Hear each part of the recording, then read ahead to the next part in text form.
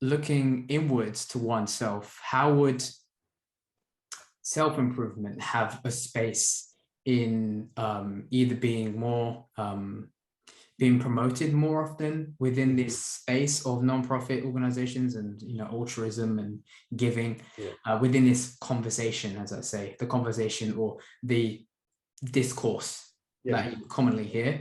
How do you say that self-improvement has a role in all of this, i.e. what should how should self-improvement either obviate the need of nonprofits or actually exceed what nonprofit organizations can do for the well-being of society? Yeah, I'm going to make a claim that's going to sound a bit radical and outrageous, and that self-improvement is altruistic, right? Which sounds like a contradiction because you think of altruism and selflessness, but it's like, well, if you're developing yourself, the first goal is that you're not making life any more difficult for anyone than it has to be, which is, a good start. And then it's back to the idea you build upon that. You go, okay, well, in the development of the self, you might become more healthy. That's a good example. You might go to the gym, you might do all of these things to make yourself a more helpful vessel. And then for using that as an example, you could be the strongest member of your family, meaning, you can help them out. You can, do some basic tasks like lifting for them, which makes their day better, their days better. They're likely to, it's a positive cascade out. And then once you've got yourself in good order, you get into the more challenging parts, but that reflects directly onto your family members, because if they live with you, they're going to see that, especially if you've got younger role models. They're going to go, okay, this is the way to improve myself. And then they can become a role model in their friend group and so forth. And the effects are almost infinite. And then this could be, if we'd only need 5% of people to be really well developed for this to have a massive impact. You could have it almost negate some of the need for nonprofits and government intervention, because people who've got their life at least aiming up are less likely to be falling down into the I don't want to say abyss sounds rather dramatic, but into the opportunity abyss in which we need to scoop them back out of.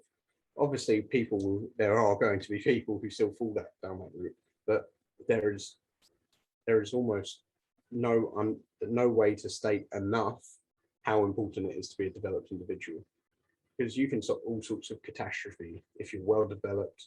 And it doesn't have to be this really grandiose, I have the morals of Christ on my side. That's not exactly how you're going to do it. It's going to be okay, how can I act better in the world today? And if you do 3 things better, boom, that's so much more than making everything worse. Yeah. And it's so empowering to hear that. And especially for people who are living lives that they sort of repeat the same thing every day. They're getting sick of it. They develop these feelings of resentment. The worst message to hear from that would be, oh, it's okay. It's okay. It's fine. You'll be okay. No, you need to improve yourself regularly. And it doesn't matter who you are. You can always do something better, and you can't even begin to comprehend the impacts of that. If we look at individuals who are in the public realm, like Joe Rogan, the podcast god, right? Yeah. When he started, got space, definitely. Yeah, anyone probably knows who he is, but maybe casual listeners may not. Yeah, I doubt it, but yeah. Yeah. People who listen to this podcast, they won't have heard of Joe Rogan. No, but people like Joe Rogan, they went, okay, well, hypothetically speaking, they've gone, okay, well, I'm going to make a podcast. Why do I want to make a podcast? Oh, because I want to entertain people. And then from that has built on that top of that initial structure and that goal for improvement, there has been more and more improvement in an astronomical range that you couldn't even comprehend when you started it. So just the goal to act well and forthrightly will manifest itself in so many different ways. It's just mind-boggling. And yeah, it's actually making me speechless when you really try and comprehend it. It's like, for example, with Joe Rogan, he's put so many great intellectuals into the spotlight. Yeah. Who have saved people's lives. Yeah.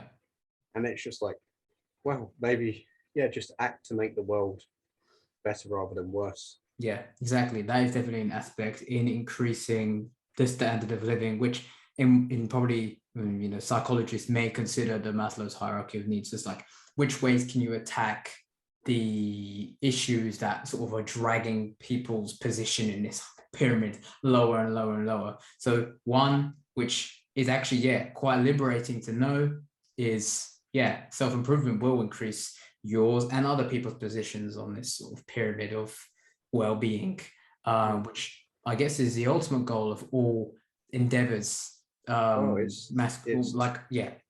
forward as put forward as like either non-profits or government organizations or anyone saying, hey, we are trying to do good in the world. Improvement of your own, of the self, is just another way to do the same thing, really.